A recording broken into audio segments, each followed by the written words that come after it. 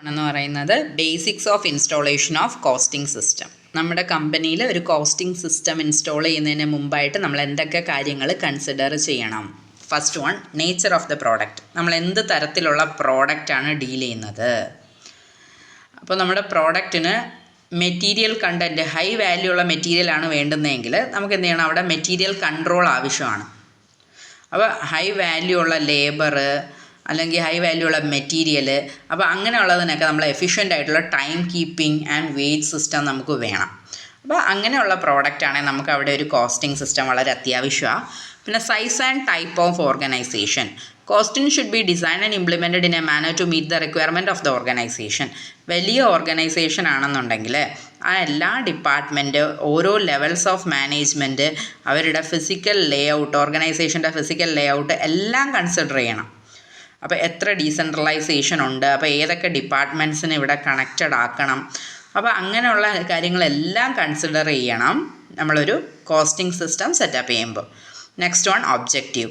Objective and information with the management wants to achieve. നമ്മൾ ഈ costing system കൊണ്ടുവന്നിട്ട് നമ്മൾ എന്ത് ഒബ്ജക്റ്റീവാണ് നമ്മൾ അച്ചീവ് ചെയ്യാൻ പോകുന്നത്?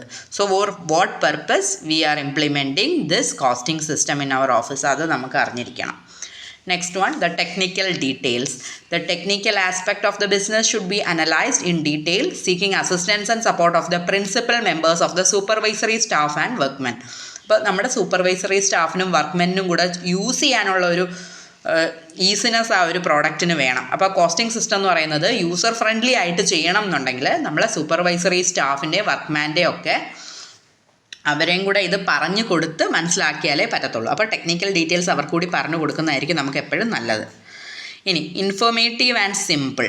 വളരെ ഇൻഫോർമേറ്റീവ് ആയിരിക്കണം, സിമ്പിൾ ആയിരിക്കണം. അതായത് ഡേറ്റ യൂസ് ചെയ്യാനും നമുക്ക് ഡേറ്റ റിട്രൈവ് ചെയ്ത് എടുക്കാനും എല്ലാം നമുക്ക് എളുപ്പമുള്ള ഒരു സിസ്റ്റം ആയിരിക്കണം നമ്മൾ സെറ്റപ്പ് ചെയ്യുന്നത്. ഒരുപാട് കോംപ്ലിക്കേറ്റഡ് ആയിട്ടുള്ള കോസ്റ്റിംഗ് സിസ്റ്റം ആണെങ്കിൽ നമ്മുടെ ഓഫീസിൽ അത് യൂസ് ചെയ്യാൻ നമുക്ക് ബുദ്ധിമുട്ടായിരിക്കും. ഇനി method of maintenance of cost records. Cost records എങ്ങനെയാണ് മെയിൻറ്റെയിൻ ചെയ്യുന്നത്? നമുക്ക് ഒന്നുകിൽ ഇൻറ്റഗ്രൽ സിസ്റ്റം അല്ലെങ്കിൽ non integral accounting system follow ചെയ്യാം. ഇൻറ്റഗ്രൽ സിസ്റ്റം എന്ന് പറയുമ്പോൾ ഇൻവെൻട്രി, അതായത് ഇൻവെൻട്രി അക്കൗണ്ടിങ്ങൂടെ ചേർത്തിട്ടുള്ളത്, costing and financial accounting together. അല്ലാന്നുണ്ടെങ്കിൽ നോൺ ഇൻറ്റഗ്രൽ ആണെങ്കിൽ സെപ്പറേറ്റ് ആയിട്ട് കോസ്റ്റ് അക്കൗണ്ടിങ് വേറെ, ഫിനാൻഷ്യൽ അക്കൗണ്ടിങ് വേറെ, അങ്ങനെയും ചെയ്യാം. In case of integral accounting, there is no separate set of books maintained for costing transaction, but they are interlocked with financial transaction into one set of books. Integral ആണെങ്കിൽ രണ്ടും കൂടി നമ്മൾ ഒറ്റ ബുക്കിലായിരിക്കും ചെയ്യുക, separate books keep ചെയ്യില്ല. ഇനി non integral ആണെങ്കിൽ cost accounts separate ആയിട്ട് ചെയ്യും, ഫിനാൻഷ്യൽ ട്രാൻസാക്ഷൻസ് സെപ്പറേറ്റ് ആയിട്ട് ചെയ്യും, രണ്ട് ബുക്സിലായിട്ട് കീപ്പ് ചെയ്യും. അപ്പോൾ അത് നമുക്ക് ഏത് സമയത്ത് വേണമെങ്കിലും ചെക്ക് ചെയ്യാം, റീകൺസിൽ ചെയ്യാം, അങ്ങനെ. ഇനി ഫ്ലെക്സിബിലിറ്റി, അടുത്ത പോയിൻ്റാണ് flexibility. The costing system should be flexible, elastic and capable of adopting to charging requirements of the business. അതായത് നമ്മൾ ചാർജിങ് റിക്വയർമെൻറ്റ്സ് അല്ല, ചേഞ്ചിങ് റിക്വയർമെൻറ്റ്സ് ആണ് കേട്ടോ. അപ്പോൾ ബിസിനസ്സിൻ്റെ ചേഞ്ചിങ് റിക്വയർമെൻറ്റ്സുമായിട്ട് മീറ്റ് ചെയ്ത് പോകാനായിട്ട് പറ്റുന്ന ഒരു കോസ്റ്റിംഗ് സിസ്റ്റം ആയിരിക്കണം.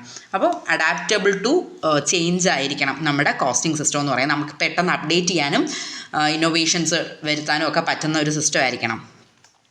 ഇനി ആക്യുറസി ഓഫ് ഡേറ്റ. ഡേറ്റ എന്തോരം ആക്യുറേറ്റ് ആണ്, നമുക്ക് കിട്ടുന്ന ഡേറ്റ കറക്റ്റ് ആണെങ്കിലേ നമ്മുടെ കോസ്റ്റ് റെക്കോർഡ്സ് കറക്റ്റ് ആവത്തുള്ളൂ. അപ്പോൾ അത് നമ്മൾ എൻഷുർ ചെയ്യുക. പിന്നെ കറണ്ട് പ്രാക്ടീസ്, ഇപ്പം നമ്മൾ എന്ത് മെത്തേഡാണ് ചെയ്തുകൊണ്ടിരിക്കുന്നത്, ഇപ്പോൾ ഏത് പ്രൊസീജിയറാണ് ഫോളോ ചെയ്തുകൊണ്ടിരിക്കുന്നത്, procurement of material, labour, payments, ഇതെല്ലാം കൃത്യമായിട്ട് അനലൈസ് ചെയ്തിട്ട് മാത്രമേ ഒരു കോസ്റ്റിംഗ് സിസ്റ്റം ഇംപ്ലിമെൻറ്റ് ചെയ്യാനായിട്ട് പറ്റത്തുള്ളൂ. പിന്നെ ഇത് കൊണ്ടുവരുമ്പോൾ കുറച്ച് പ്രാക്ടിക്കൽ ഡിഫിക്കൽട്ടീസ് എല്ലാം ഉണ്ട്. ഓക്കെ, അതെന്ന് പറയുന്നത് lack of support from top management. ചിലപ്പോൾ ടോപ്പ് മാനേജ്മെൻറ്റ് സപ്പോർട്ട് കിട്ടണമെന്നില്ല. അതിനെ നമുക്ക് എങ്ങനെ ഓവർകം ചെയ്യാം? ടോപ്പ് മാനേജ്മെൻറ്റിനെ കാര്യങ്ങൾ പറഞ്ഞ് മനസ്സിലാക്കുക, സിസ്റ്റം ഇൻസ്റ്റാൾ ചെയ്ത് കഴിഞ്ഞിട്ട് അപ്പോൾ അത് എന്തോരം നമ്മളെ ഹെൽപ്പ് ചെയ്യും എന്നുള്ളത് അവർ പറഞ്ഞ് മനസ്സിലാക്കുക. ഇനി റെസിസ്റ്റൻസ് ഫ്രം എക്സിസ്റ്റിംഗ് സ്റ്റാഫ്. അപ്പോൾ എക്സിസ്റ്റിംഗ് സ്റ്റാഫിന് നമ്മുടെ ഈ കോസ്റ്റിംഗ് സിസ്റ്റത്തിനെ പറ്റി പ്രോപ്പറായിട്ട് എഡ്യൂക്കേഷൻ കൊടുക്കുകയാണെന്നുണ്ടെങ്കിൽ, അപ്പോൾ അവരും കൂടെ ഇതിനെപ്പറ്റി എഡ്യൂക്കേറ്റ് ചെയ്ത് കൊടുക്കുകയാണെങ്കിൽ ആ ഒരു ഇഷ്യൂ നമുക്ക് സോൾവ് ചെയ്യാൻ പറ്റും. പിന്നെ non corporation at other levels. ചിലപ്പം മറ്റുള്ള എംപ്ലോയീസ് പിന്നെ ടെക്നിക്കൽ സ്റ്റാഫ്, അതിന് താഴേക്കുള്ള എംപ്ലോയീസിൻ്റെ സൈഡിൽ നിന്ന് റെസിസ്റ്റൻസ് വരാം. കാരണം ഒരുപാട് പേര് ഈ കോസ്റ്റിംഗ് സിസ്റ്റം യൂസ് ചെയ്യണം. അപ്പോൾ അവർക്കത് മനസ്സിലാവുന്നില്ല എന്നുണ്ടെങ്കിൽ അവരുടെ ഡീറ്റെയിൽസ് അപ്ഡേറ്റ് ചെയ്യാനൊക്കെ അവർക്ക് ബുദ്ധിമുട്ടാവും. അപ്പോൾ അങ്ങനെയാണെങ്കിൽ ഒരു ഓറിയൻറ്റേഷൻ അല്ലെങ്കിൽ എഡ്യൂക്കേഷൻ എംപ്ലോയീസിന് പ്രൊവൈഡ് ചെയ്ത് ഇതുമായിട്ട് ബന്ധപ്പെട്ട് ഇതെങ്ങനെ യൂസ് ചെയ്യണം, എങ്ങനെ ഡീറ്റെയിൽസ് അപ്ഡേറ്റ് ചെയ്യണം. ഇത് അപ്പോൾ എഫിഷ്യൻ്റായിട്ട് ഈ സിസ്റ്റത്തിനെ വർക്ക് ചെയ്യിപ്പിക്കണമെങ്കിൽ എല്ലാവർക്കും ഇതിനെപ്പറ്റിയുള്ള അവയർനെസ് കൊടുക്കണം. നമ്മുടെ എല്ലാ എംപ്ലോയീസിനും ഇത് ആരൊക്കെ യൂസ് ചെയ്യുന്നുണ്ടോ അവർക്കെല്ലാം ഒരു അവയർനെസ് പ്രോഗ്രാം പ്രൊവൈഡ് ചെയ്യുക.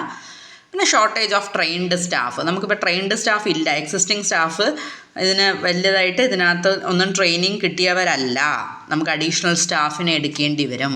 നമ്മളുള്ള സ്റ്റാഫിനെ നമുക്ക് ട്രെയിനിങ് കൊടുത്ത് ഇതിനെ കേപ്പബിൾ ആക്കാൻ പറ്റിയില്ലെങ്കിൽ നമുക്ക് അഡീഷണൽ എക്സ്പെൻസ് ഇൻകർ ആവും, പുതിയ സ്റ്റാഫിനെയൊക്കെ എടുക്കേണ്ടി വരും. അപ്പോൾ അതിന് ട്രെയിനിങ് കോസ്റ്റ് പിന്നെ എക്സ്ട്രാ ആവും. പിന്നെ വന്നത് ഹെവി കോസ്റ്റാണ്.